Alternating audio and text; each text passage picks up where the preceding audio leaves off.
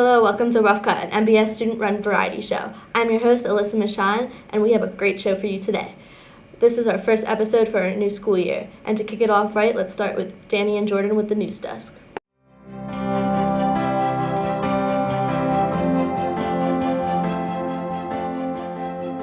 Hello, and welcome to the Bloomsburg News Desk. I'm Danny Krompaski. And I'm Jordan Carrick. In today's news, Bloomsburg University is having a majors, minors, and career pathway choice fair on Wednesday, October 3rd from 10 a.m. to 2 p.m. in the KUB ballroom. This fair will introduce more than 100 different majors and minors, along with 20-plus graduate options. This gives students a chance to experience new possible academic opportunities and to speak with students and faculty about what Bloomsburg University can offer you. Mark your calendar today. Considered storm of a lifetime, Monster Hurricane Florence, a Category 4 storm, is approaching the East Coast and is said to arrive Wednesday, September 12th in the morning. The storm is located southeast of Wilmington, North Carolina, moving 15 miles per hour. The storm is said to move into Georgia, and there has been hurricane watches and warnings across an area of 5.4 million residences. This hurricane is said to be potentially catastrophic and will cause life-threatening storm surge and rainfall. About 1.7 million people in the North and South Carolina and Virginia regions were ordered to evacuate and be ready for heavy damage. President Donald Trump declared state of emergency to open the way for federal aid. North Carolina is expecting direct impact and is preparing for the worst. With Florence hitting the southeast coastline, that only means more rain in the forecast for the Northeast, which can lead to heavy rainfall and possible flooding disasters. When preparing for multiple amounts of rain, make sure to be aware of neighboring rivers and creeks with their flooding levels, and make sure to remove any items in your basement if in a flood zone. Also, grab any extra food items and light sources in case of power outages. Youth vaping was declared an epidemic by the Food and Drug Administration Commissioner Scott Gottlieb last Wednesday, September 12th. They said the agency will halt sales of flavored electronic cigarettes if the major manufacturers can't prove they are doing enough to keep them out of the hands of children and teens. The FDA says it's giving manufacturers of Juul, Buse, Markton XL, Blue, and Logic 60 days to submit robust plans to prevent youth vaping. These 5 brands make up more than 97% of the U.S. market for e-cigarettes. If the agency doesn't think their plans go far enough, it could order their products off the market. This has been the Bloomsburg News Desk. I'm Jordan Carrick. And I'm Danny Krompaski. Thank you for watching and have a good night.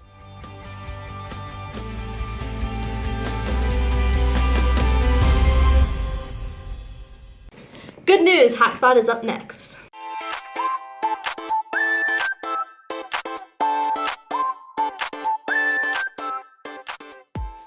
Hi everyone, I'm Marty Spiewak and welcome back to Hotspot, your all-access pass to everything entertainment news. Netflix recently came under fire for their new original series, Insatiable. The show follows Patty Bladell, played by Debbie Ryan, a formerly overweight high schooler, on her journey to exact revenge upon students who bullied her.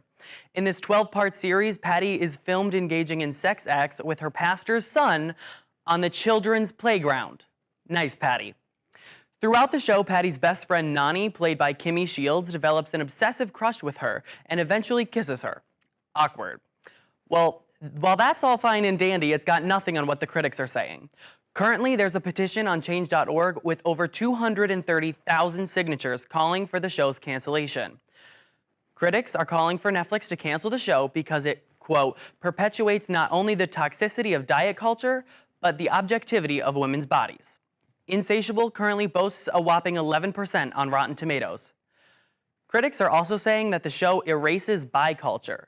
Actors in the show can be quoted saying things like, bisexuals are like demons or aliens, they don't exist, and bi is just a stop on the train to Gayville.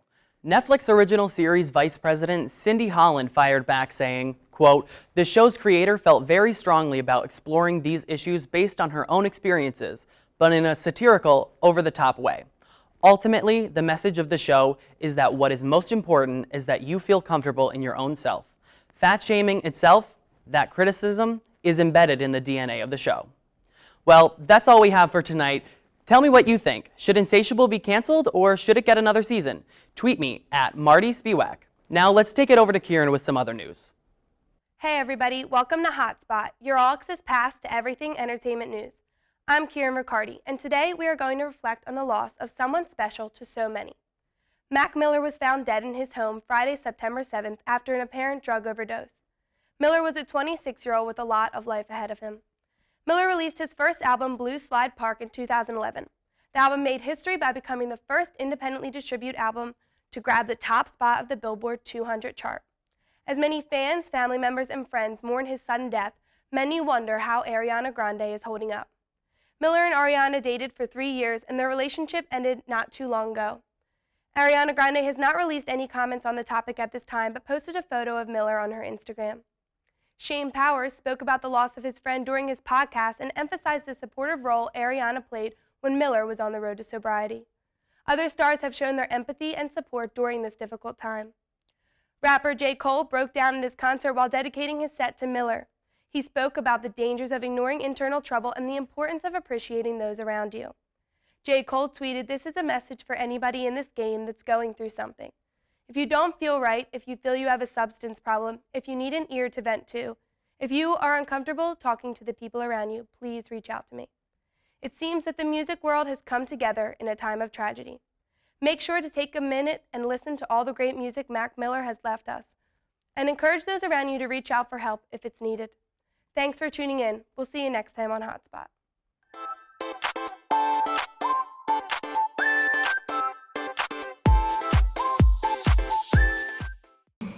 Now introducing our new sports segment, Against the Clock.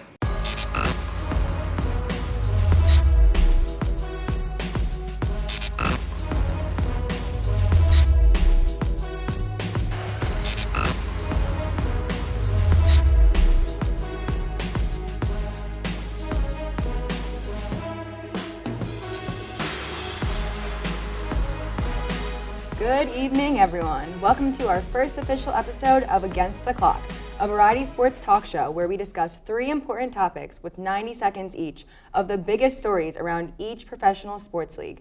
I'm your host, Sarah Jones, alongside both Corey Zimmerman and Jimmy Brown. Let's get it started with topic number 1. Well, this offseason, the Pittsburgh Steelers look to add its franchise tag to former starting running back Le'Veon Bell this offseason, meaning he would receive the salary of $14.5 million. Le'Veon was unhappy with this offer and is willing to sit out for half of the 2018 season and expect to test free agency after not meeting the deadline to re-sign on July 16th. Are the Pittsburgh Steelers in trouble, and should they be worried? What do we think, guys? You want to start it off, Jimmy? First off, I'm going to just start with the stats. Okay, so in 2017, Le'Veon Bell had 1,291 rushing yards with 9 touchdowns, averaging 4 yards per game. As far as receiving yards, he received 655. So, as you can see, I mean, he's definitely doing his thing for the Pittsburgh Steelers. They definitely need him, but to say that they wouldn't be good without him, I would have to disagree with that. On the Sunday game against the Cleveland Browns, James Conner scored 2 touchdowns with 135 yards. So, as you can see, he could be easily replaced. Yeah, Jimmy, I think you're absolutely right. Le'Veon Bell is a missing piece, obviously, in this offense. I think they missed him this past week, but I think he also deserves his money. He is one of the top running backs in the league, maybe behind Todd Gurley at this point now, but I think Le'Veon Bell is a top 2 running back. He deserves his money. What if he has a career-ending injury and then you don't get your money after that? I mean, if you sign a franchise tag, you start playing, and career-ending injury, he's done. He won't get another contract. He wants that guaranteed money so that way he can have it for the future. Yeah. I mean, I can see what you mean there. And in the same sense, though, just knowing the Pittsburgh Steelers throughout the years, I've seen a lot where they seem to move on. They won't go for that whole, like, paying you what you want and getting you the money that you need right away. They'll be quick to move on. And like I said, James Conner, he played a great game. So right. And even, Le'Veon, he's not really needed because James Conner did show flashes, and he's only a second-year player. So it's interesting to see what the Steelers can do the rest of the season. They're starting to act like the Patriots, though, getting rid of their top players. All right, I'm going to have to cut you guys off right there, so let's kick it off to topic number 2. Among the top 3 teams in college football are Alabama, Clemson, and Georgia, with the 1, 2, and 3 spots, all coming off pretty good 2017 seasons last year. How do we feel about these top 3 teams going into week 3 of the season, and is there anyone you can see replacing them in the near future? I mean, obviously these are top 3 teams in the nation, and I don't think there's any argument for it. But I do think there's an argument for the top team in the nation, and that's Clemson. Clemson, a team that's made the college football playoff for multiple years now. They won it one year with Deshaun Watson, with Dabo Swinney at the helm, and he's still there. He's got a senior quarterback in Kelly Bryant, and he's got a true freshman in Trevor Lawrence, who is phenomenal. And that's their big issue right now. They don't know if they want to start Trevor Lawrence at the quarterback position or keep Kelly Bryant there, the more experienced player. I don't like the back and forth between the quarterbacks, but this Clemson team overall, they are led by that defense, that front line. That front line could potentially be the top 4 picks in this year's NFL draft. I'm going to have to agree with you. I mean, I like Dabo Swinney. I think he's doing a really great job with Clemson. But I think Alabama's going to be the team again. I mean, they're always a powerhouse under Saban. Obviously go back to last year, the national championship against Georgia, when Tua Tagovailoa, apologize if I didn't say that correct, but when he came in the game, able to take over and get Alabama once again another championship. So I just think that they're going to come in with the same momentum again. Unfortunately, Jalen Hurts isn't going to get that starting position. And, I'm not sure what he wants to do about that. He probably, in my opinion, I would have transferred, but. Right, and even Saban has said he's going to use Jalen Hurts' skill set. I don't know how you're going to be able to use it with Tua's ability to play the quarterback position right now. And they obviously always have a top recruiting class, but I think even Georgia could be in that mix for that top spot. All right, your time is up. Topic number 3. Major League Baseball is beginning to wrap up in just a few weeks, with wildcard games for both divisions beginning October 2nd and 3rd. This only puts us about 2 weeks away from the postseason. My question to you guys is, who is favored going into the playoffs, and is there any predictions that you may have? First, I want to start off with the American League. Obviously, I think Boston looks the hottest out of all teams. They're already over 100 wins. Tailing behind them is the Yankees, like 10.5 games right now. But overall, they're doing really well. Boston is they just look unbeatable. And when I go to the National League, trying to be biased as a Phillies fan, but there's a lot of different teams that are doing really well. Chicago Cubs, for example. Colorado Rockies, how about them leading their division? It's a lot of good teams out here, so it'll be interesting. Yeah, absolutely. Boston is definitely the team to beat right now. They have the pitching, the starting pitching, specifically. The bullpen, however, has been a concern of mine, especially in the month of July and August. They've had several blown saves. Their ERA is up to 6.2. And, the batting's good, but bullpen, you need that late in the postseason. I think out in the West, usually you have the Dodgers, Diamondbacks, and Rockies competing for a spot. 2 teams usually come for the wild card in the West, but this year it's not going to happen. It's going to come from the Central, where the Cubs lead that division, and then the Brewers and Cardinals are falling right behind. Yeah, one more thing about the Rockies division. I mean, they're obviously leading right now in their division, and the Dodgers only 1 game back, but I think that'll change within the next 2 weeks, and I don't think they have much to worry about. Something that concerns me with the Rockies, though, Jimmy, is their starting pitching. They have the youngest starting pitching in the league, but it may be the best. But with young starting pitching, how are you going to handle the postseason? Yeah, that'll be interesting to see. All right, that is 90 seconds right there. Well, that's all we have this week. Join us again in 2 weeks to discuss more breaking topics in the sports world, only here on Against the Clock. I'm your host, Sarah Jones, alongside Corey Zimmerman and Jimmy Brown. We will see you next time.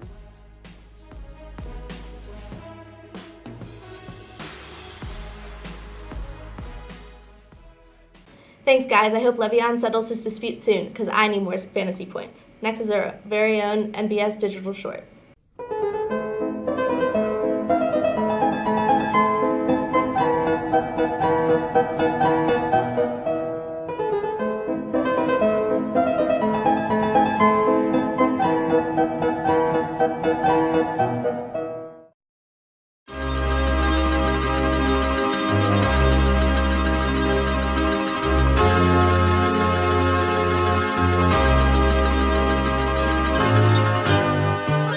I'm so glad that you did this. Yeah, I love this restaurant. I already know what I'm gonna get. Oh, yeah? Chicken pie. Yeah, I think I'm gonna get the Caesar salad. I hear they're really big here. Yeah, I feel like, no kidding, like I really like this restaurant. It kind of gets like a weird, I don't know how to say it, but it's like kind of like a medieval times, kind of like a college apartment restaurant, maybe? I don't know. Hey, welcome to Assault and Battery. Our special tonight is the roadkill stew with a side of dead raccoon and Pinot Noir 32. My name is Alex. I'll be taking care of you this evening. What can I get you guys to drink? We would have like 2 waters, please, and I think we're ready to order. Perfect. All right, ladies first, what are you having? I'll have the chicken Caesar salad. And you good, sir? I'll have the chicken parmesan, medium rare. Okay. Here's your Caesar salad and your Parmesan. Freshly grated Parmesan cheese? Oh my God, yes, please. Okay. Just say when. Just say when. Just say when.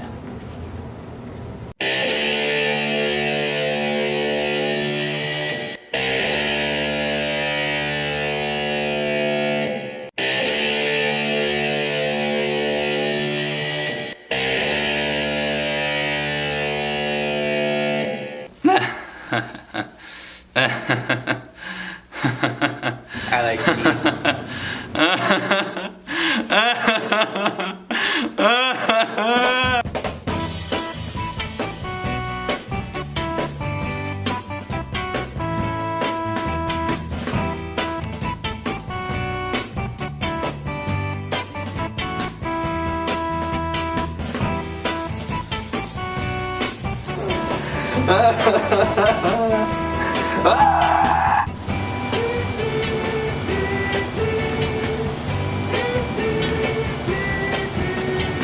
Daddy, no, please, not the bell. Wait, where am I? Damn it. What? The roommate with a bunch of Nerf guns, that was pretty fun to do. So. You're like the weirdest grinder date, and I already love you. Oh, I am so sorry. I just realized I'm lactose intolerant.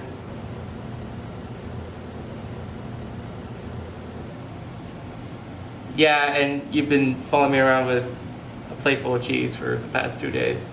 I'm sorry. Oh, so you're lactose intolerant now, huh? Yeah, you're lactose intolerant now? You've always been lactose intolerant? Oh, yeah, of course you've been, you know. Yeah, definitely. That's like, that'd be the main thing you do, yeah.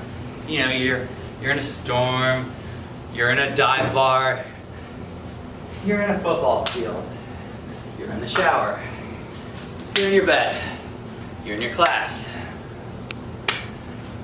And now, in the same dive bar, for the sake of budget reasons, you're having another date. You're lactose intolerant, huh? Oh yeah. Yeah, of course you've been. Yeah. Well, you ever been in a storm, boy? You ever been in a storm? Where there's just so much cheese, so much time you're asking when you say one that you don't even know if it's milk. You ever been in a storm, boy? You ever been in a storm?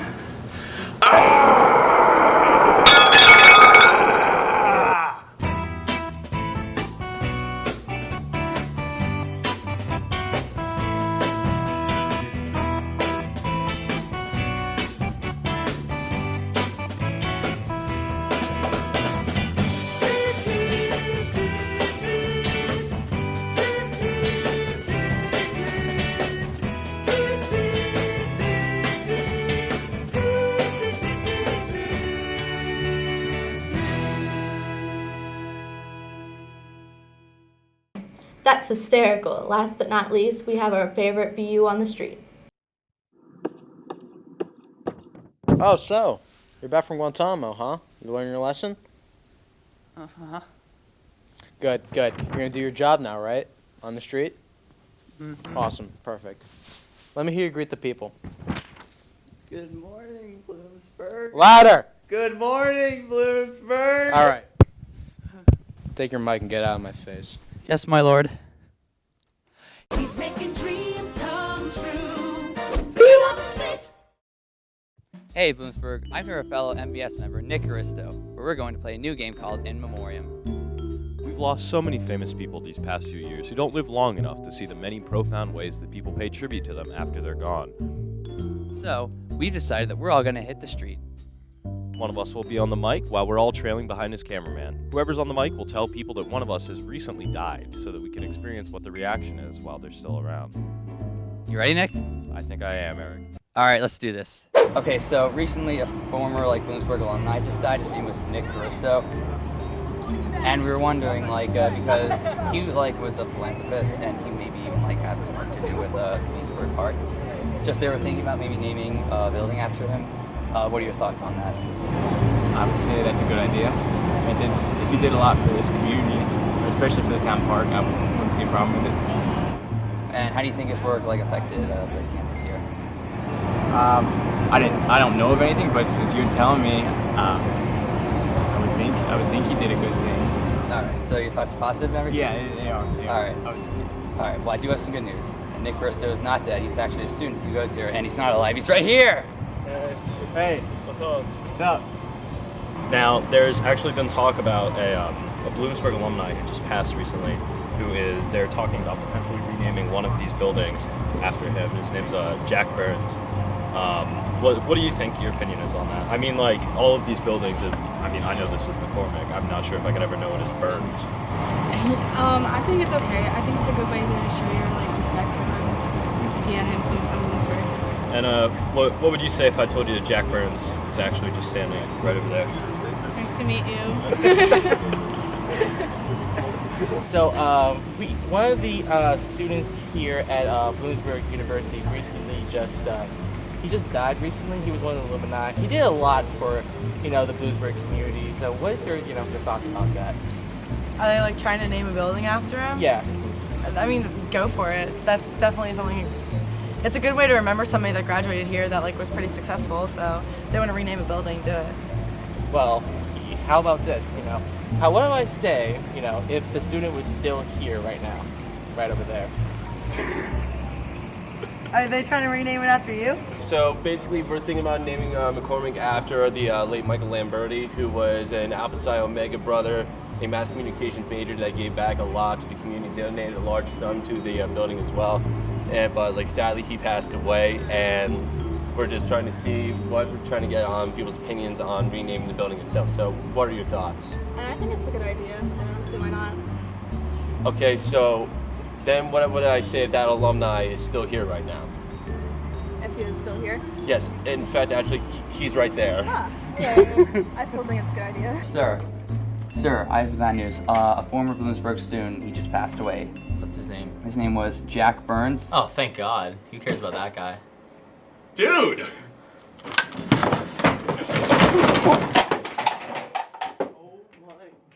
I'm glad I recorded that. He's making dreams come true. Thanks for watching. That's all we have for you guys this week. I'm Melissa Michon. Stay tuned for more episodes soon. Have a good night, Bloomsburg.